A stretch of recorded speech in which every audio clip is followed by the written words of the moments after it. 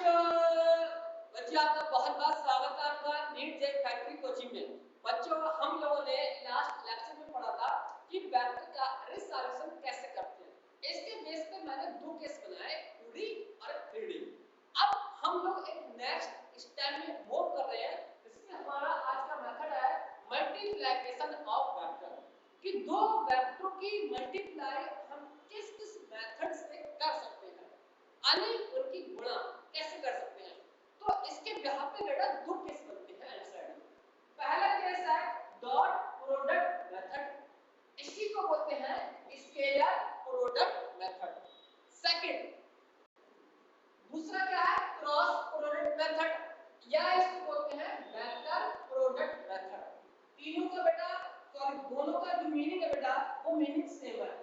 Cross product मतलब cross या vector नाम एक है, डॉट मींस ये, या स्केलर इनका मीनिंग एक ही है। ठीक हाँ, तो दो तरह के वेक्टर अराइज हुए। पहला हमारे पास का डॉट, सेकंड है क्रॉस वेक्टर। तो आइए हम पहले उठाते हैं आपके लिए कि डॉट प्रोडक्ट वेक्टर क्या है, इसके बारे में जानने की कोशिश करते हैं। डॉट प्रोडक्ट क्या है, इतना क्लियर बेटा रहिए। हाँ तो हेडिंग डाल लीजिए बेटा आंसर के साथ, यानी कि क्या है डॉट प्रोडक्ट मेथड क्या है।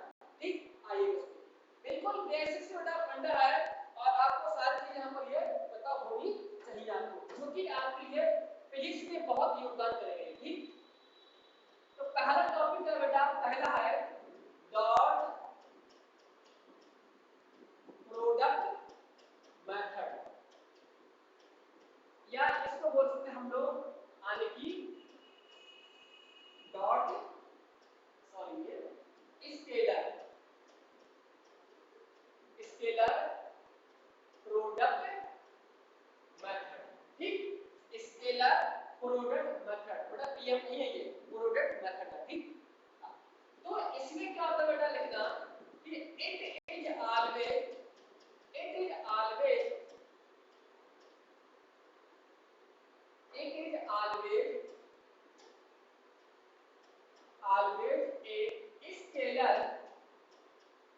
a scalar quantity, scalar quantity होती है। तो जब इसकी वैल्यू होती है बेटा, तो वैल्यू बेटा कुछ भी हो सकती है, पॉजिटिव भी हो सकती है और नेगेटिव भी हो सकती है। ठीक हाँ तो लिखना बेटा कि इफ बेटा ये इफ है। ठीक I F if angle less than 90 degree यानी थीटा 90 डिग्री से कम होगा, then its value will be positive। अगर एंगल 90 डिग्री से कम हुआ तब इसकी जो वैल्यू आएगी बेटा वो आएगी पॉजिटिव आएगी। अभी हम लोग सीखेंगे विद प्रूफ के साथ। सेकंड देखना है हमारा if angle more than 90 degree, यानी कि एंगल बेटा कितना है वो 90 डिग्री से क्या बेटा ज्यादा होना चाहिए, लेकिन 180 डिग्री से कम, यानी कि 90 बिटवीन 180 डिग्री तब जो वैल्यू होगी इसकी नेगेटिव होगी। ठीक हाँ लिखिएगा then its value will be negative। ठीक क्या होगी नेगेटिव इसकी वैल्यू होगी बेटा यहाँ पर। ठीक अगर एंगल बेटा लेस देन 90 हुआ तब पॉजिटिव वैल्यू आएगी इसकी, अगर एंगल 90 से ज्यादा हुआ और 180 से कम तब एंगल आएगी नेगेटिव वैल्यू आएगी। ठीक इतना नोट कीजिए इसको ये। ठीक आइए आप लोग और पढ़ते हैं इसमें ये लिखना यो एक्चुअली होता क्या बेटा, ये होता क्या है लिखना it is the product of to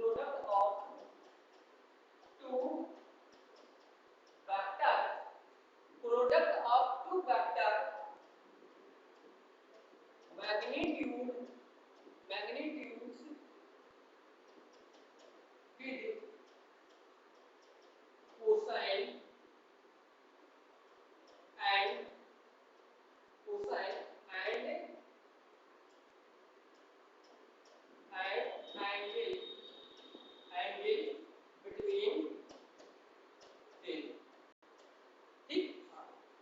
कह रहे बेटा ये जो वेक्टर है उन दो वेक्टर का जो प्रोडक्ट होगा उसका मैग्नीट्यूड विद कोसाइन।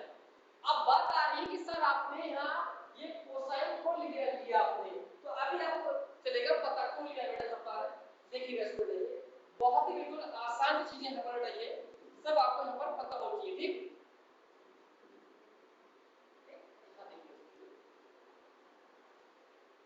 जैसे मैं आपको बेटा ये दिखाऊंगा x यहाँ बेटा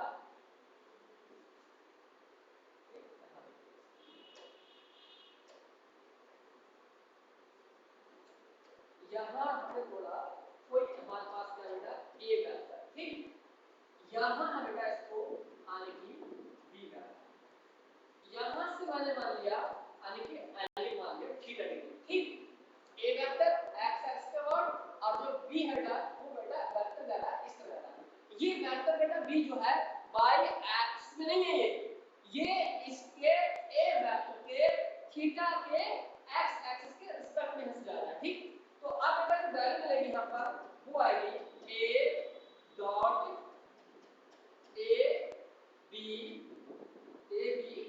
और यहाँ पर cos जैसे देखिए बेटा यहाँ पर a vector dot b vector, तो a का मैग्नीट्यूड जब वेक्टर है तो मैग्नीट्यूड होगा, b वेक्टर है तो b का मैग्नीट्यूड होगा। अब इनके पास बेटा मैंने स्टार्टिंग में जब बताया था, जब फर्स्ट लेक्चर लिया था, बताया कि जो स्केलर वेक्टर होते हैं इनके पास सिर्फ और सिर्फ वैल्यू होती है, डायरेक्शन नहीं होती है। जब डायरेक्शन नहीं होती है तो बताओ कि यूनिट वेक्टर का सवाल लेंगे क्या? नहीं लेंगे ना, सिर्फ हम मैग्नीट्यूड लेंगे। तो इस मैथमेटिक्स का आपको पता होगा जब डायरेक्शन डिफाइन नहीं की जाती है तो वहां हम लोग साइन नहीं लेते हैं, वहां लेते हैं कोसाइन लेते हैं, क्योंकि कोसाइन के पास बेटा क्या होता है, कोसाइन के पास बेटा डायरेक्शन नहीं होती है। इस कोसाइन के पास डायरेक्शन नहीं होती है इसलिए हम क्या लेते हैं कॉस लेते हैं। ठीक तो यहां देखिए यहाँ पर यानी कि cos थीटा, तो ये इसको ऐसे लिखो बेटा, चाहे इसको बेटा आप ऐसे लिखो a डॉट और इसको a वेक्टर का मैग्नीट्यूड b वेक्टर का मैग्नीट्यूड cos थीटा। ठीक तो ये आपका यहां से ये तैयार हुआ और यहां से बेटा ये तैयार हुआ। ठीक तो cos को लिया क्योंकि cos के पास कोई डायरेक्शन नहीं होती है इसलिए हम पर cos लिया, sin नहीं ले सकते क्योंकि उनके पास होती है डायरेक्शन। क्लियर है ये पॉइंट है। तो जो एंगल बेटा क्या है, तो एंगल यहां देखिए आप देखोगे सर जो एंगल है ना ये एंगल a वेक्टर और b वेक्टर के बीच का एंगल है। ठीक तो लिखिए इसको बेटा ये थीटा एज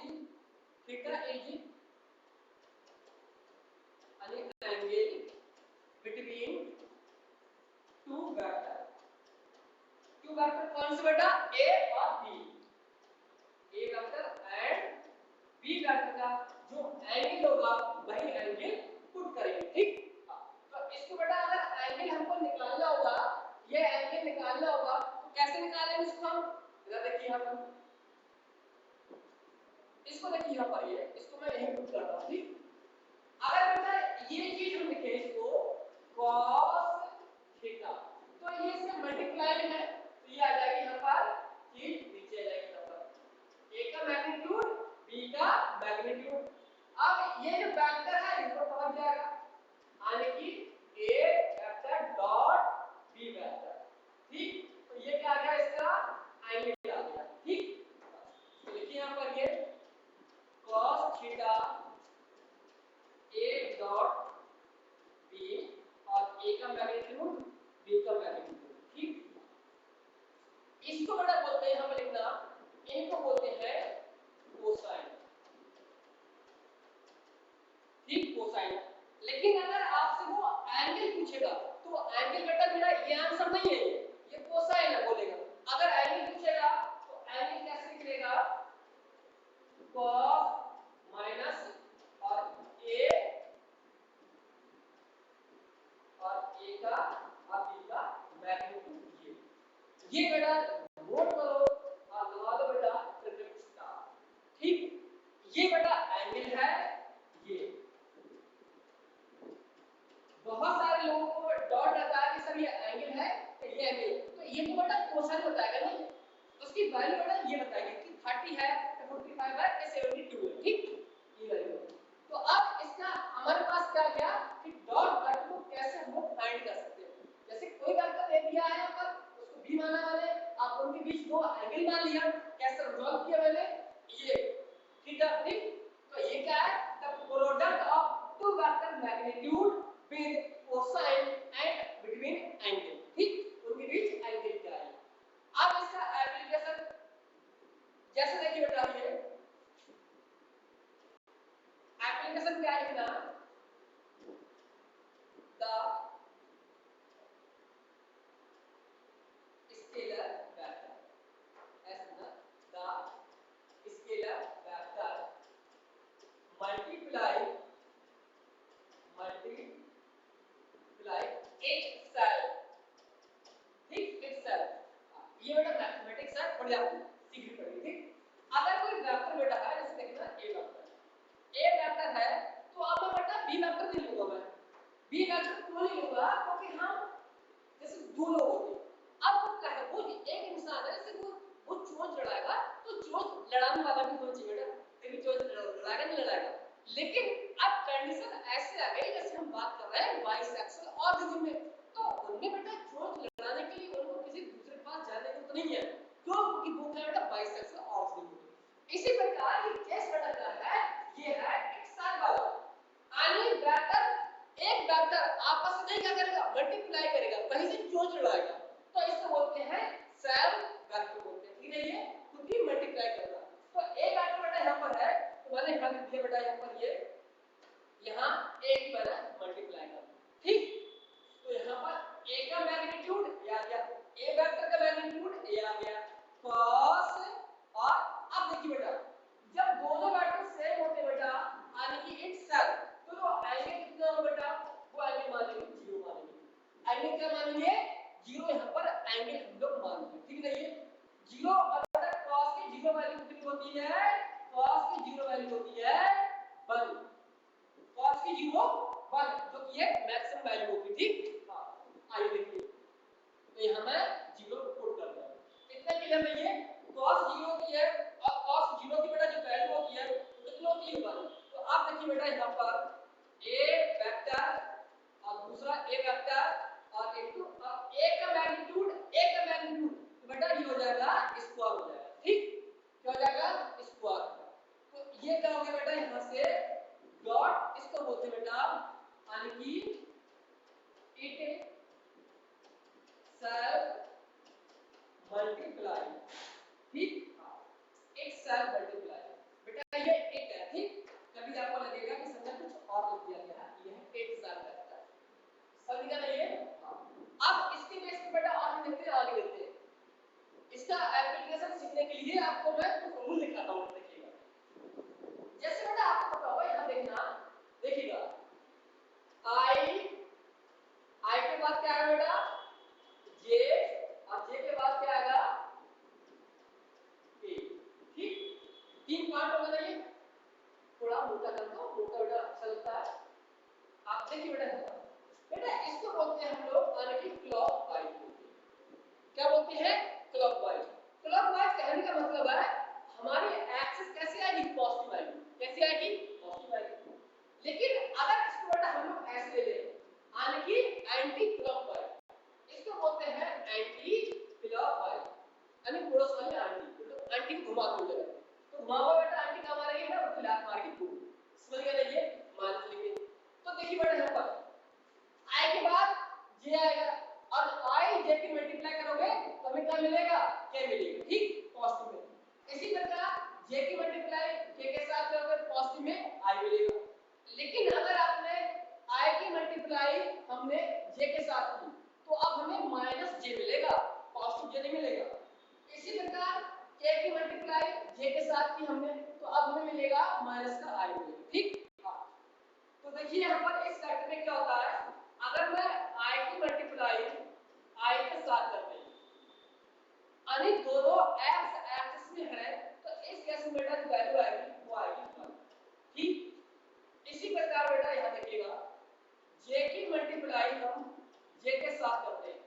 कितना मिलेगा 1। k की मल्टीप्लाई k के साथ करते हैं तो क्या मिलेगा यहाँ पर 1। सर 1 क्यों मिलेगा? क्योंकि बेटा इस केस में जो एंगल होता है बेटा, यहाँ पर जब मैं अगर एंगल की बात करूं बेटा तो एंगल कितना होगा 0 डिग्री, यहाँ भी एंगल 0 डिग्री, यहाँ भी एंगल 0 डिग्री। ठीक, अगर बेटा यहाँ पर मैं cos 0 की बात करूं बेटा तो बेटा कितना आएगा यहाँ पर भी 1 जो यहाँ लिख दिया है। फिर कितना आएगा cos 0 1 1 बेटा मैंने ये लिख दिया, यहाँ कितना आएगा 1 अब 1 मैंने ये लिख दिया गया। ठीक, तो आपको बेटा ये सारी चीजें केवल आपको बेटा ये याद करना है। ठीक, किसके लिए? स्केलर वेक्टर, क्योंकि स्केलर वेक्टर में हम क्या करते हैं एक साथ मल्टीप्लाई करते हैं। तो पाया ये कि आई की मल्टीप्लाई एंगल कितना 0 अब cos 0 रखोगे मिलेगा 1 जो मैंने यहाँ लिख दिया। जे की मल्टीप्लाई करोगे तो कितना मिलेगा 1 क्यों? क्योंकि एंगल 0 और cos 0 1। ठीक, यहाँ पर एक की मल्टीप्लाई करोगे तो एंगल कितना आएगा 0 और cos 0 1 वैल्यू कितनी आ गई 1 आ गई। ठीक है ये। हां, तो स्केलर में मल्टीप्लाई हम i की मल्टीप्लाई i के साथ, j की मल्टीप्लाई j के साथ, k की मल्टीप्लाई k के साथ करते हैं। ठीक है ये। इतना आपको चीज यहाँ पर ये पता होना चाहिए बेटा, जो कि आपके लिए क्या है बेसिक का इंफॉर्मेशन है। क्लियर? आप इसके कुछ केसेस देखते हैं। Case number first, case first है कि if both वेक्टर पैरेलल, दोनों वेक्टर क्या बेटा पैरेलल हो, मतलब एंगल कितना होना चाहिए 0 डिग्री। पैरेलल मतलब 0। तो ए वेक्टर भी अगर मैंने बेटा ऐसे लिया है, अब जो बी वेक्टर ऐसे था उसको भी कहा बेटा तुम भी ऐसे हो जाओ। जो मैंने बी वेक्टर ए वेक्टर से कुछ ऐसे बनाया था अभी, तो उसको कहा कि तुम भी ऐसे हो जाओ, तो एंगल कितना होगा सेम डायरेक्शन का 0 डिग्री। तो अब देखिए बेटा यहाँ पर a डॉट b का वेक्टर a b cos 0। अब cos 0 कितना होता है 1 जो कि मैक्सिमम वैल्यू होती है। तो इस केस में बेटा आ गया a डॉट कितना यानी कि a b जो कि बेटा ये है इसकी मैक्सिमम वैल्यू। ठीक, मैक्सिमम वैल्यू जब कैसे होंगे दोनों वेक्टर पैरेलल का है या सेम डायरेक्शन का है। किसका केस है ये? स्केलर वेक्टर का केस है। सेकंड देखते हैं पर second, if both vector are perpendicular, perpendicular that means angle 90 degree। ठीक, 90 डिग्री। देखिए बेटा अब जो बी वेक्टर है उसको हम लोगों ने इस तरह दिखा दिया। अब ए वेक्टर मेरा इस तरह है, तो बताओ बेटा इनके पास तो एंगल कितना आएगा 90 डिग्री। अब cos 90 कितना होता है बेटा 0। क्या होता है 0। देखिए बेटा यहाँ पर a डॉट का मैग्नीट्यूड a मिलेगा और b मिलेगा, cos कितना आएगा 90 और 90 क्या होता है बेटा 0। तो क्या मिलेगा 0 में ये मिलेगा। क्लियर? जब स्केलर वेक्टर को दो वेक्टर को हम स्केलर के परपेंडिकुलर रखेंगे तब उनका जो वेक्टर मिलेगा डॉट कितना रहेगा 0 रहेगा। इस वेक्टर का इतना सारा एप्लीकेशन है, बहुत एप्लीकेशन है न्यूमेरिकल में। ठीक है ये। हां, जब दो कैसे हो परपेंडिकुलर हो तो एंगल 90 cos 90 0 तो सबको ये 0 कर देगा। ठीक, थर्ड केस और देख लीजिए बेटा। थर्ड केस क्या बेटा यहाँ पर थर्ड केस है if I if four vector are just opposite।